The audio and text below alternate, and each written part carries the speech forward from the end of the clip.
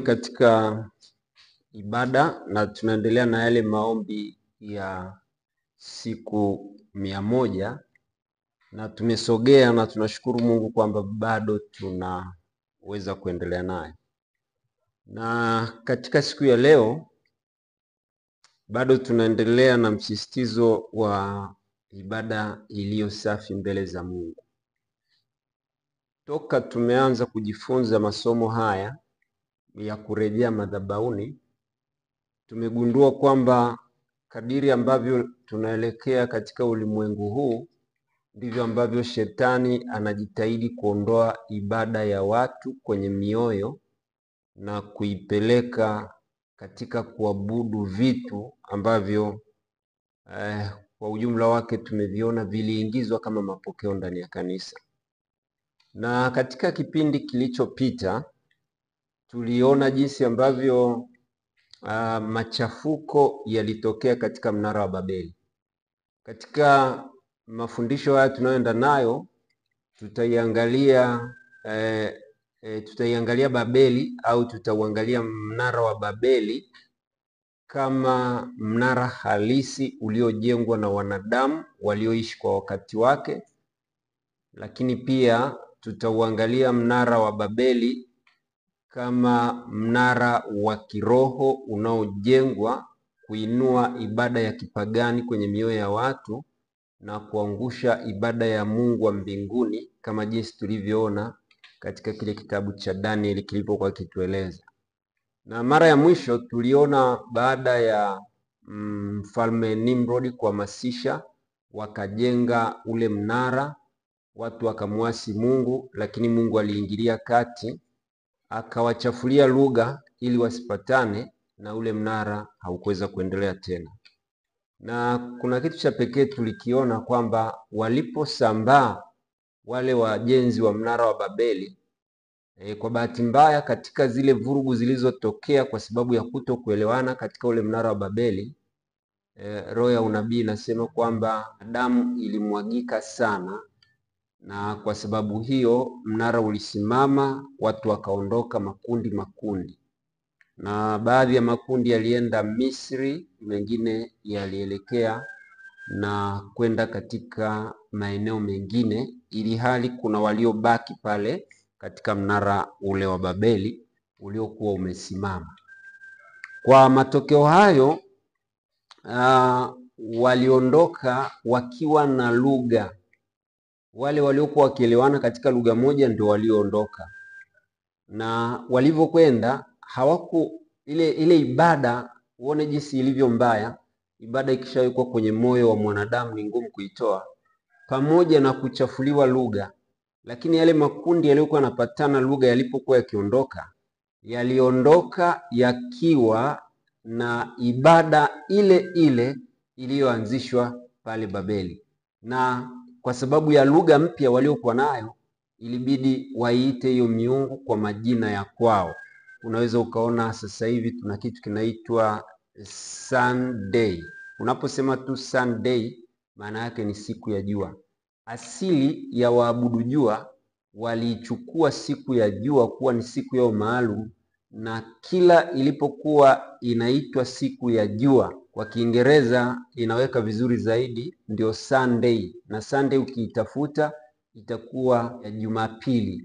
Na kwa kweli walifanikiwa kuendelea kuabudu jua katika hiyo siku ya jua, na imeelekea katika historia mpaka hapa tulipo, bado ibada nyingi za kuabudu zinafanyika katika siku ya Jumapili, wakidhani kwamba ni Mungu aliiweka hiyo siku ili yaabudiwe, lakini kumbe Mungu alikuwa na siku yake. Na kwa sababu shetani siku zote hutafuta namna ya kuiga kile Mungu alichokianzisha na kutaka kumpokonya Mungu waabudu, aliamua naye kuanzisha hiyo siku yake na kuhamasisha watu wakaabudu jua kwa kutumia mawakala wa kibinadamu. Na mtu wa kwanza kabisa aliyeanzisha ibada ya jua ambayo inaendelea mpaka leo ni Nimrod. Ndio aliyeanzisha ibada ya jua. Walipotawanyika katika lugha zao kama jinsi tulivyosema, waliendelea kuliabudu jua. Pale Babeli waliliita Baali, lakini wengine walimuita Molek, wengine waliita Bel, wengine waliita Baalim. Kule Misri aliitwa Ra. Usipate shida, ni nani aliyeanzisha ibada ya kuabudu jua? Jibu ni rahisi, ni Nimrod, na alianzisha katika mnara wa Babeli, kama jinsi tulivyoona katika vipindi vilivyopita. Na kama nilivyosema, line ya Nimrod inatembea mpaka hapa tulikofika leo, na wale wote ambao hawajaelewa kitu hiki bado wako kwenye hiyo line. Lakini ile ibada ya kuabudu mwezi iliendelea pia. Kule Misri walimuita Isis, kule Babeli walimuita Ishtar,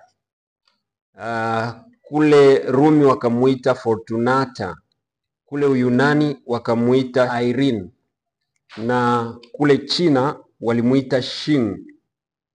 Lakini kule Italia walimuita kwa jina la Diana, na kule Phoenicia walimuita Ashtaroth.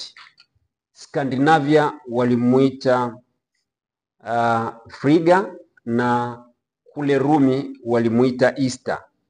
Lakini kuna yule waliokuwa wakimwabudu kama nyota au mtoto, aliitwa Osiris kule Misri, ambaye sasa ndio anaabudiwa kama mtoto. Na aliitwa Iswara kule India. Kule China walimuita Mo, na kule Uyunani walimuita Plutus, na kule Rumi walimuita Jupiter, na kule Babeli walimuita Tammuz.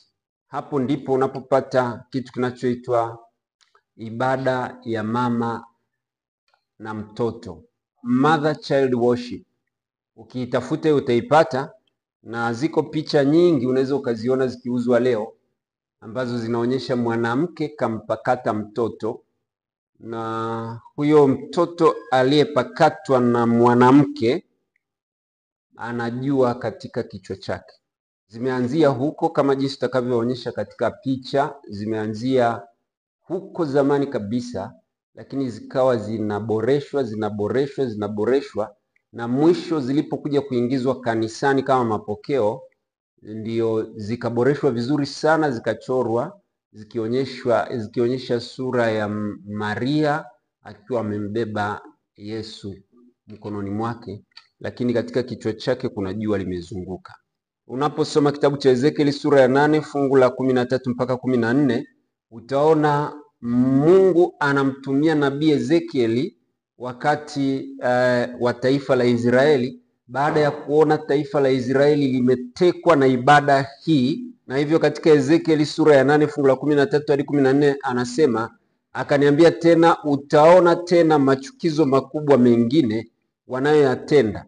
Ndipo akanileta mpaka mlango wa kuingilia katika nyumba ya Bwana ulioelekea upande wa kaskazini, na tazama, wanawake wameketi wakimlilia Tamuzi. Hii hapa ni mapokeo yaliyoingia ya yule Mungu aliyekuwa anaabudiwa kama nyota, lakini baadaye akaabudiwa kama mtoto. Na katika Biblia walichukua, kwa sababu wakati huo ni wakati ambapo Israeli ilikuwa chini ya Babeli, na Babeli walikuwa wakimwabudu huyu Tamuzi. Anashangaa kuona watu wa Mungu wameondoa ibada ya kumwabudu Mungu katika roho, katika mioyo yao, lakini wameelekea kwenda kuinamia sanamu ya mtoto anayeitwa Tamuzi. Na haya mambo yaliendelea katika hii hali, na wakati huu sasa, kama jinsi ambavyo tumekuwa tukijifunza, leo tutarejea tena wakati wa farasi yule wa kijivujivu aliyekuwa anawakilisha kanisa la Thiatira. Unajua, kila kinachotokea katika historia, kila kinachotokea katika maisha ya wanadamu, ukirudi kwenye maandiko yalitabiri, na hii ilitabiriwa nyuma kabisa, lakini sasa tunaona inatokea. Hebu angalia hii hapa katika kitabu hiki cha Ufunuo anapozungumzia lile kanisa la Thiatira ambalo ndio liliingiza haya machafuko, liliingiza hii miungu na siku za kuabudiwa kwa hii miungu liliingiza kanisani. Na Mungu anawaambia wale Wakristo ambao walikuwa hawayapendi haya mapokeo, waliokuwa wako kanisani lakini mioyo yao inaumia kwa sababu ya mapokeo, anawaambia, lakini nawaambia ninyi wengine mlioko Thiatira. Kwa nini Mungu anasema nawaambia ninyi wengine mlioko Thiatira? Ni kwa sababu wale watu wa Thiatira wote walikuwa wameshalipa kisogo hekalu la Mungu na wamegeukia kuabudu hii misanamu iliyoingizwa kanisani. Na mioyoni mwao walikuwa wanajua kabisa wanamwabudu Mungu, kumbe wameelekezwa katika kuabudu sanamu. Hivyo walikuwa wakiabudu jua, wakiabudu mwezi, wakiabudu na nyota kwa majina tuliyoyataja.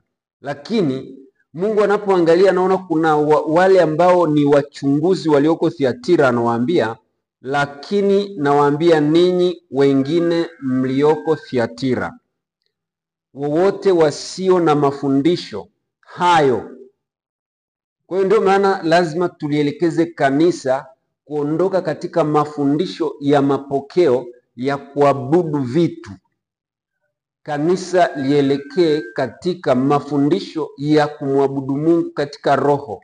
Ni Yesu mwenyewe aliyesema, tazama siku zinakuja watu hawatakwenda kuabudu Yerusalemu wala Samaria, bali wamwabudu Mungu halisi watamwabudu katika roho na kweli. Hapa ndipo kipindi ambacho kanisa lilichafuliwa likaingiziwa haya mapokeo, na ujumbe wa kanisa la Thiatira ni kwamba neno la Mungu limekufa. Kwa sababu hata yule farasi tunayemzungumzia, kumbuka tunahangaika na wale farasi wanne bado, yule farasi wa kijivujivu jina lake ni mauti, na neno la Mungu limeuawa katika mioyo ya watu. Lakini Mungu anapoliangalia kanisa la Thiatira ambalo ndio limebeba ujumbe kuu wa farasi wanne, anapoliangalia ile kanisa la Thiatira, anaona kuna watu mle ndani ya Thiatira, kama ilivyo kwa madhehebu yote yaliyoko hapa duniani. Kuna watu wamepotezwa, wanaabudu sanamu bila kujua. Hao ndio Mungu anawatafuta, kwa sababu hawajui kuwa wamekoseshwa, lakini wako miongoni mwa watu wanaokoseshwa. Hawajui kwamba yale mafundisho ni mabaya, wamo mle tu kwa sababu wamerithi dini hiyo, wamerithi imani hiyo kizazi hadi kizazi, hawaoni tofauti. Na ndio maana tunachukua muda kufundisha ya mafundisho ili kwamba watu waweze kushtuka, waanze kumtafuta Mungu. Kwa sababu Mungu sasa analeta ujumbe huu aliotoa wakati huo kupitia wakati mwingine hata watumishi wake. Lakini nawaambia ninyi wengine mlioko Thiatira, wowote wasio na mafundisho hayo, wasiozijua fumbo za shetani, anasema sitaweka juu yenu mzigo mwingine, ila mlicho nacho kishikeni sana hata nitakapokuja. Watu ambao wameamua sasa kutotembea katika mapokeo, watu walioamua tunatembea katika kumwabudu Mungu katika roho na kweli, anasema shikeni hiyo imani hata atakapokuja, kwa sababu atatoa zawadi. Sasa haya mafumbo ambayo tunayazungumzia katika siku ya leo, naomba nirudie, anasema wowote wasio na mafundisho hayo, wasiozijua fumbo za shetani. Fumbo za shetani ziko katika ile miungu mitatu inayoabudiwa, na hiyo miungu mitatu inayoabudiwa ndiko ambako amewafumba watu wakidhani kwamba wanamwabudu Mungu. Unajua kuna methali moja inasema fumbo mfumbe mjinga, mwerevu afanye nini? Ang'amue. Kwa hiyo hapa hizi fumbo shetani alizowafumba nazo watu, unakuta kabisa ni wasomi, wameenda shule, wengine wamesoma theolojia, wameenda mpaka wamechukua PhD, wengine wamechukua mpaka ni maprofesa, lakini hapa wamekumbana na kigingi cha shetani.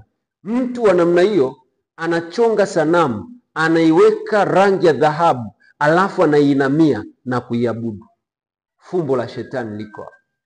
Ndivyo ambavyo shetani alivyowafumba watu.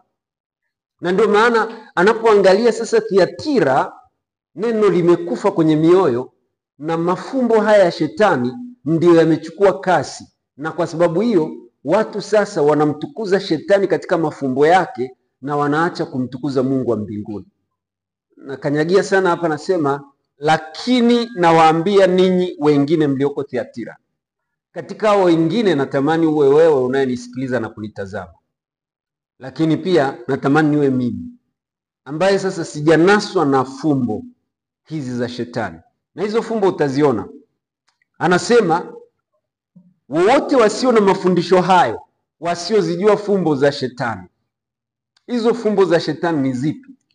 Hebu tuangalie jinsi ambavyo Israeli wote walipotekwa wakaacha kumwabudu Mungu, wakaanza kwenda kuabudu haya mapokeo.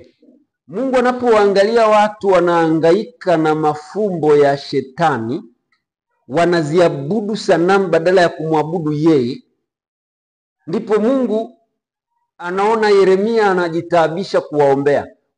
Yeremia 7:16-18 anasema, basi wewe usiwaombee watu hawa, wala usiwapazie sauti yako, wala kuwaombea dua, wala usinisii kwa ajili yao, kwa maana sitakusikiliza. Kwa nini? Shetani amefumba mioyo ya watu kiasi kwamba hawamwabudu Mungu tena, wanamwabudu yeye kupitia vitu alivyoviweka. Kuna kitu kinachoitwa object of worship, vitu shetani alivyoviweka ili kuhamisha akili za watu kwenda kuabudu na kuinamia sanamu. Utawasikia wengine wanasema zile ni sawa na picha tu, zile hatuziabudu, tunaziheshimu. Lakini ngoja nikwambie, huwezi ukaheshimu picha au sanamu iliyochongwa kiwango cha kuipigia magoti au kuinamia. Ile ni ibada ya sanamu tayari. Na unaweza ukaona kitu kingine katika Yeremia 7:16-18, Mungu anakataa watu hawa wanaoendelea kuabudu sanamu. Anamkataza nabii wake mheshimiwa Yeremia asiwaombee. Kwa nini? Anamwambia hata ukiombea sitakusikiliza. Anasema, je, huoni wanavyotenda katika miji ya Yuda na katika njia kuu za Yerusalemu? Hawa ni watu Mungu aliowatoa Misri, akawatembeza mpaka wakafika katika nchi ya ahadi. Wakakaa hapo, wakatengeneza mataifa pale. Na tunaona taifa la Yuda ambalo lilikuwa ni taifa teule, taifa lilokuwa linategemewa kama kiongozi wa nchi, taifa ambalo lilikuwa likiwatoa wafalme, wameacha kumwabudu Mungu wa mbinguni, wanakwenda kuabudu sanamu. Na hivyo Mungu anamwambia, angalia matendo katika Yerusalemu. Matendo gani? Anamwambia Yeremia, angalia wanachofanya. Watoto huokota kuni na baba zao huwasha moto, na wanawake ukanda unga. Wanaandaa sherehe. Na wanapokuwa wanaandaa sherehe, sio sherehe ya kumtukuza Mungu. Ni sherehe ya kumfanyia mikate malkia wa mbinguni na kuwamiminia miungu mingine sadaka za kinywaji, wapate kunikasirisha mimi. Huyu malkia wa mbinguni ni nani? Alianza kuabudiwa kama mwezi, alafu akabadilishwa jina. Tumeona majina yake ni mengi kule, mara anaitwa Diana, anaitwa Artemis, anaitwa Ashtaroth, anaitwa Easter. Ndio huyu aliyekuwa anaabudiwa kama mwezi. Na alivyoingizwa kanisani, wakampachika jina la mama wa Yesu, wakamuita Maria. Alafu bila woga wanamuita ni chombo cha ibada. Kwenye ile litania yao wana kitu kinachoitwa litania Bikira Maria. Wanamuita chombo cha ibada, wanamuita sanduku la agano, wanamuita malkia wa mbinguni. Sasa unaweza ukaona mchanganyo. Mungu anasema wanaomwabudu huyu malkia wa mbinguni, hata wakiombewa hata sikiliza. Alafu leo wanakuja wameingiza ile sanamu na wanaita malkia wa mbinguni. Hakuna mahali, soma Biblia yote, mahali ambapo mama wa Yesu aliitwa malkia wa mbinguni.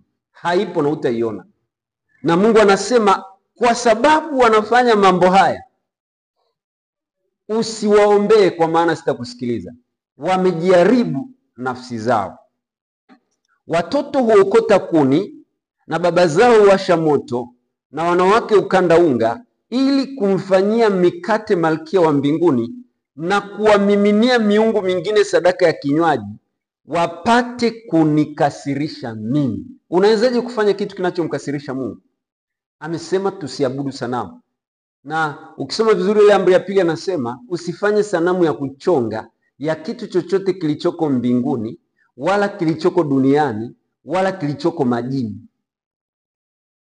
Lakini watu hawasikii, wanaenda kuchonga sanamu. Hata kama ni Yesu yuko mbinguni, usimtengenezee sanamu. Ni chukizo kwa Mungu. Ukitaka kuelewa ninachokuambia, nenda kasome kitabu cha Kutoka sura ya 20. Anzia lile fungu la 4 na kuendelea. Anasema, je, watu hawa wanikasirisha mimi? Asema Bwana, hawajikasirishi nafsi zao na kuzitia haya nyuso zao wenyewe? Kitabu cha Ezekieli sura ya 8 tena, fungu la 15 hadi 16. Hapo tulikotoka hapo anazungumzia ibada ya yule mwanamke ambayo ni chukizo na watu wanaiabudu mpaka leo. Na nani mwanzilishi? Nimrod. Ezekieli 8:15-16 anasema, akaniambia, mwanadamu, umeyaona haya? Utaona tena machukizo makubwa kuliko hayo. Akanileta mpaka ua wa ndani wa nyumba ya Bwana, na tazama, mlangoni pa hekalu la Bwana, kati ya ukumbi wa madhabahu, walikuwako watu kama 25 wamelipa kisogo hekalu la Bwana, na nyuso zao zimeelekea upande wa mashariki, nao wanaliabudu jua kwa kuelekea upande wa mashariki. Kwa nini neno limekufa mioyoni mwa watu? Ni kwa sababu watu wameacha kumwabudu Mungu, na sasa wamempa Mungu kisogo na wanaliabudu jua kwa kuelekea upande wa mashariki. Unaweza kuona tena ibada ya jua iko hapo. Kwanza tumeona yule malkia akiabudiwa kwa watoto wanaookota kuni na kumfanyia karamu malkia wa mbinguni. Hiyo Mungu anasema ni machukizo. 2, tumeona watu wakiliabudu jua, Baali. Na sasa tunaona watu wakiabudu Tamuzi. Hizo ndio zile fumbo za kanisa la Thiatira, fumbo za shetani. Ziko 3 tu ambazo zinaubeba ulimwengu mzima na kuuangusha: ibada ya Baali, ibada ya Ishtar na ibada ya Tamuzi. 3 tu, na zote zimeelezwa kwenye Biblia kweupe kabisa kama nilivyosoma. Ezekieli 8:13-14. Hii ni ibada ya Tamuzi, fumbo za shetani za kanisa la Thiatira. Ziko wazi kabisa kwenye Biblia. Ziko 3 mafundisho yanayoelekeza watu kuabudu miungu mitatu, na kama nilivyosema, imechorewa picha siku hizi na inawekwa kwenye makalenda, watu wanaweka ndani. Ina picha ya mama kampakata mtoto na katika kichwa kuna duara. Lile duara kichwani ni jua. Yule mtoto aliyepakatwa Tamuzi, yule mama Ashtaroth. Kwa hiyo kichwani kuna Baali, mtoto yule aliyepakatwa Tamuzi, alafu yule mwanamke Ashtaroth. Tuanze na hii Ezekieli 8:13-14. Akaniambia tena, utaona tena machukizo makubwa mengine wanayoyatenda. Ndipo akanileta mpaka mlango wa kuingilia katika nyumba ya Bwana ulioelekea upande wa kaskazini, na tazama, wanawake wameketi wakimlilia Tamuzi. Kwa nini analiliwa Tamuzi? Ni somo lililoko mbele, nitakuja kulisema baadaye. Lakini kitendo cha kumlilia Tamuzi ilikuwa hii ni ibada. La pili tuliloliona ambalo ninafanya summary sasa kwa kanisa la Thiatira ni Yeremia 7:16-18. Yeremia 7:16-18 ni watoto wanaokota kuni kumfanyizia mikate malkia wa mbinguni. Na ukitoka hapo sasa, Ezekieli 8:15-16, watu 24 wamelipa kisogo hekalu la Bwana, wanaabudu jua. Na hizo ndio zile ambazo anasema lakini nawaambia ninyi wengine mlioko Thiatira, wowote wasio na mafundisho hayo, wasiozijua fumbo za Shetani, sitaweka juu yenu mzigo mwingine, ila mlicho nacho kishikeni sana hata nitakapokuja. Fumbo za Shetani zimeutafuna ulimwengu, wameshindwa kumwabudu Mungu. Ndio maana ujumbe wa farasi wanne ni mauti. Alafu Thiatira, mafundisho yanayoitwa mafumbo ya Shetani yameshika watu, wanaenda kuabudu bila kujua wanachokiabudu. Na hapo ndipo mwisho wa somo letu katika siku ya leo. Tutaendelea nalo katika siku ya kesho, lakini kikubwa ambacho tumekipata katika siku ya leo ni tahadhari ambazo tunaweza tukawa nazo kuhakikisha ndani ya mioyo yetu hatuingizi vitu ambavyo vinachukua nafasi ya Roho Mtakatifu, vinachukua nafasi ya Mungu, na matokeo yake kutuingiza katika shida tunapoendelea kumwabudu. Mungu awabariki.